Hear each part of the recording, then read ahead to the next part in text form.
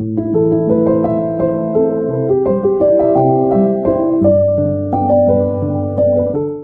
name is Joe Saenz. In February of 2021, I was challenged by the president of Seguin Art League to write a poem commemorating the Henry Moore Art Gallery, which opened in May. It took me 3 days to write this poem because I sat in front of the computer and I said, what do I have in common with a visual artist? I'm a different kind of creative. But once I worked through that in my mind, here's what I came up with. I titled that poem, The Artist's Way. Art comes from within, nurtured in the womb. We emerge with the gifts to create. A fertile mind turns these gifts into self-expression that defines our creativity. Welcome to the Henry Moore Art Gallery, a place to be creative with your own sense of value and personal fulfillment.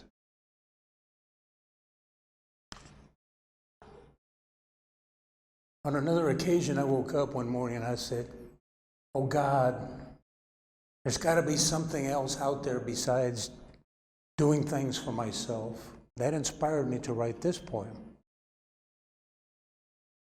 Because when you do something for others, it lives past your own life. The title of this poem is Knowing. As we grow, living as we shall, living as we must, embracing life's wonders, basking in gladness to the end, what then do we leave behind about ourselves to others we care so much about? Perhaps a roadmap reflective of what we grew to know. I had both my sons in mind when I wrote that.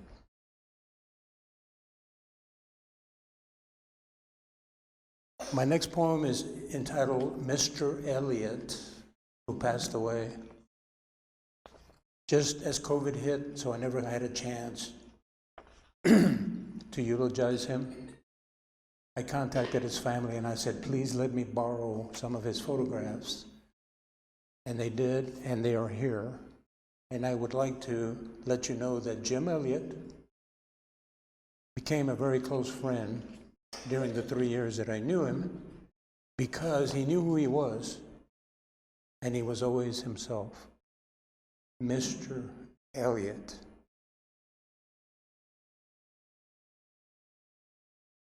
Jim introduced himself then to our study group as being an ordinary photographer.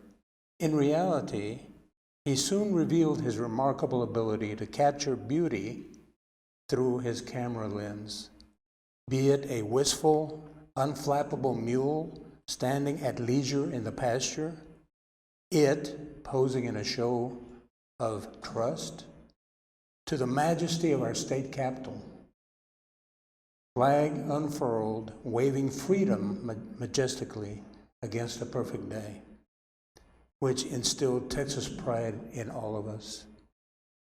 Jim so loved to tromp through the Texas landscape, taking photos of gardens in the wild, like vibrant images of red poppies in the field, which brilliantly adorn the walls of his home now, as well as of neglected 100-year-old grave markers he discovered in obscure cemeteries in the country. Pictures are here for you to look at after. But he told me he achieved his calling as a photographer on the morning of 10 November 2019. Maybe you also experienced what that opportunity presented to him.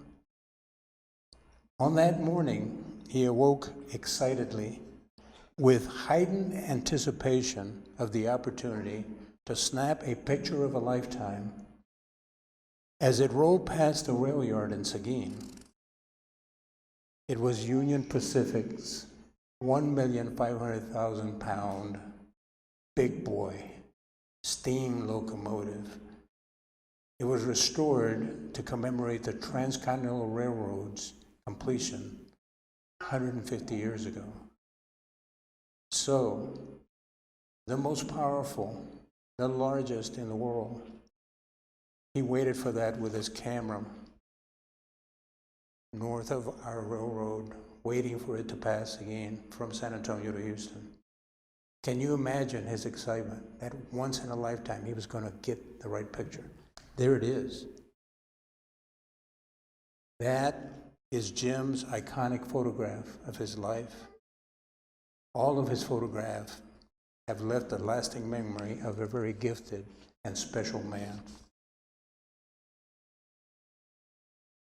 Another time I said, "What's beautiful to you, Joe?"